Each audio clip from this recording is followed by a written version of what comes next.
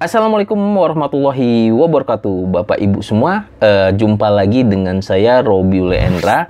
Nah, pada kesempatan kali ini saya akan coba memberikan sedikit pengetahuan saya mengenai OJS yang berupa tutorial ataupun tips. Saya berharap bahwa tutorial ini dapat bermanfaat buat Bapak Ibu semua pengolah jurnal yang ada di Indonesia. Lalu, apa video yang kali ini saya akan bahas? Yuk, silahkan disimak videonya.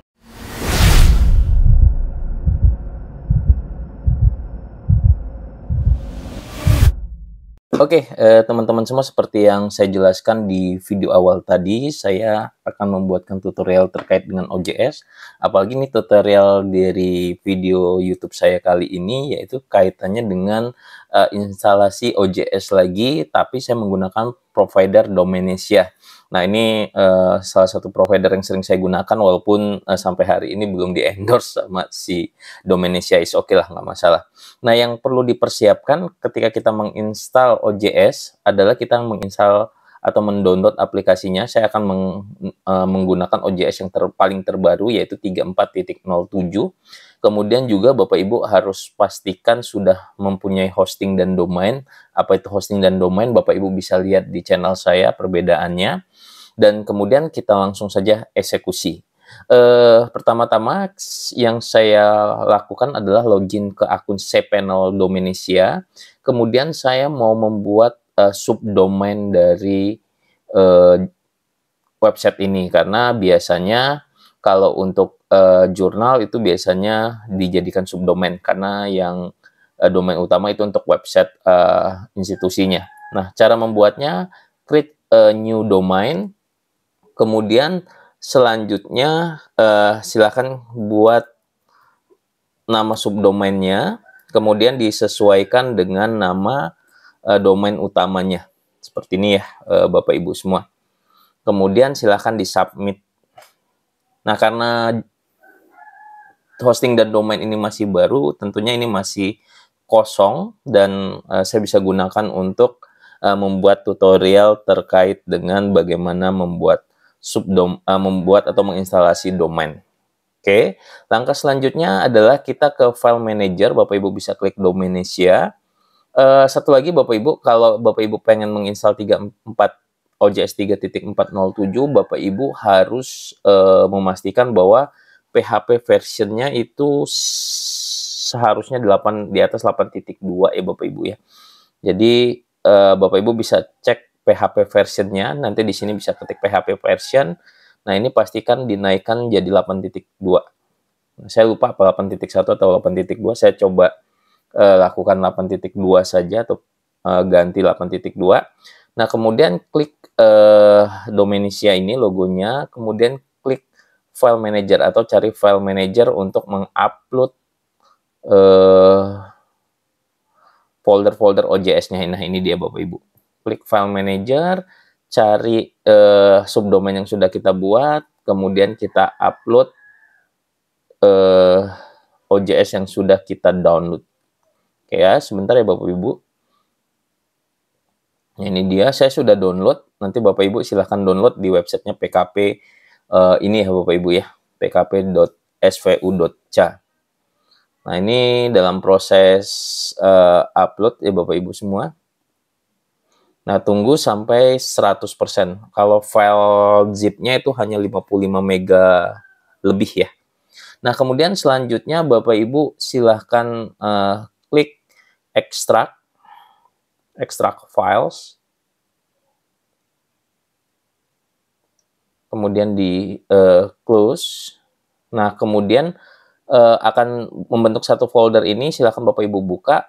Di select semuanya, di Ctrl A, kita keluarkan, kita move, kita keluarkan file-file atau folder-folder itu di luar ya, jadi nggak di dalam folder ya Bapak Ibu ya. Nah, ini udah kosong. Oke, kita skip. Oke. Nah, selanjutnya kita klik di halaman home-nya, Bapak Ibu buat satu folder untuk menyimpan datanya. Kalau saya biasanya membuat satu folder ini di luar folder OJS-nya. Kalau folder OJS-nya rusak, filenya tidak keluar. Jadi saya buat folder namanya file jurnal RYE. Oke. Nah, sekarang kita panggil Bapak Ibu semua. Kita panggil dulu apakah jurnalnya sudah bisa atau JS-nya sudah bisa terpanggil. Nah, kalau seperti ini sudah bisa terpanggil ya Bapak Ibu semua. Jadi, langkah selanjutnya apa? Kita kembali lagi ke halaman utama. Yang selanjutnya adalah kita buat database Bapak Ibu. Nah, Bapak Ibu kembali lagi ke si panelnya, kemudian cari manage database gitu ya, manage my database. Bapak Ibu silahkan buka nama database-nya. Misalnya saya mau buat database baru. Misalnya saya buat ini DB Journal. Oke, create database, go back. Kemudian kita buat usernya, jangan lupa Bapak Ibu. User jurnal, ini usernya. Kemudian kita buat passwordnya ya Bapak Ibu semua ya.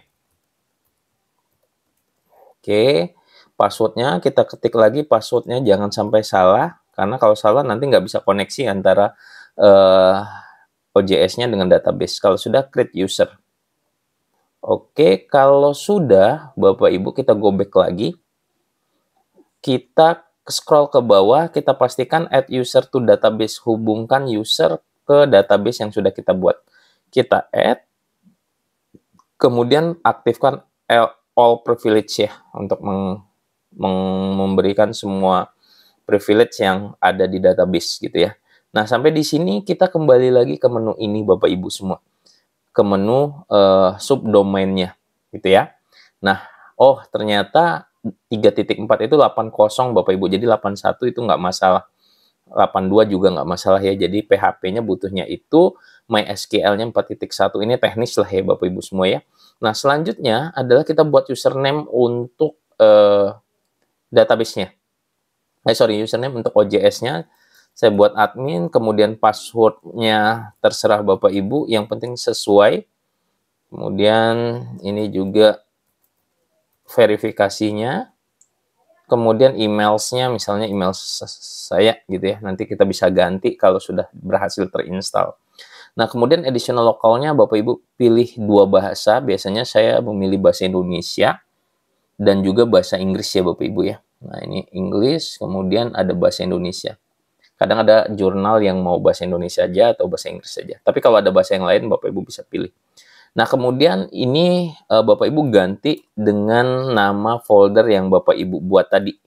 Yang di sini ya, yang di menu home-nya. Gitu ya. Nah, ini disamakan nama foldernya. Kalau nggak sama, nama foldernya OJS-nya nggak bisa diinstal. Nah, selanjutnya adalah settingan database Bapak Ibu. Database tadi, Bapak Ibu bisa klik user, kemudian passwordnya, kemudian pilih nama database-nya.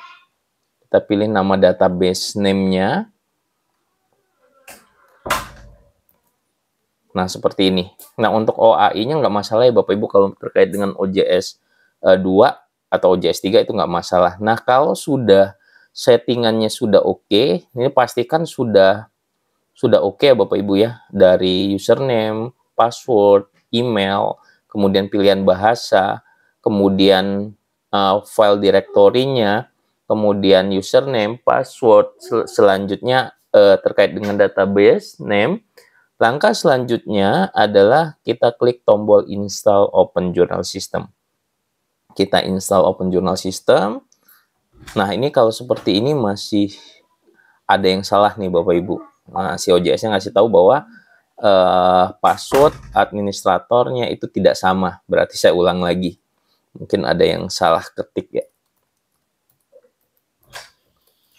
Nah, repeat passwordnya saya buat. Nah, seperti ini.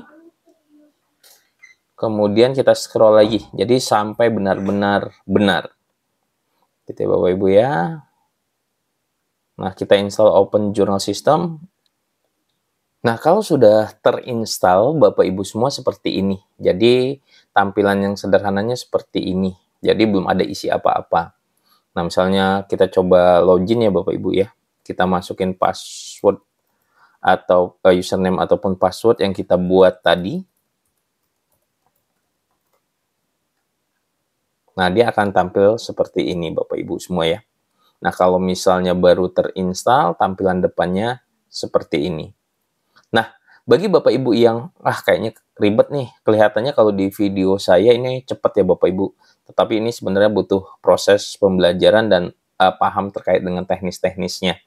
Nah, kalau misalnya Bapak Ibu mau menggunakan jasa saya untuk menginstalasi, kemudian mendesain, saya mungkin sudah hampir 100 lebih OJS teman-teman yang di luar sana yang saya install dan kemudian saya desain seperti ini Bapak Ibu.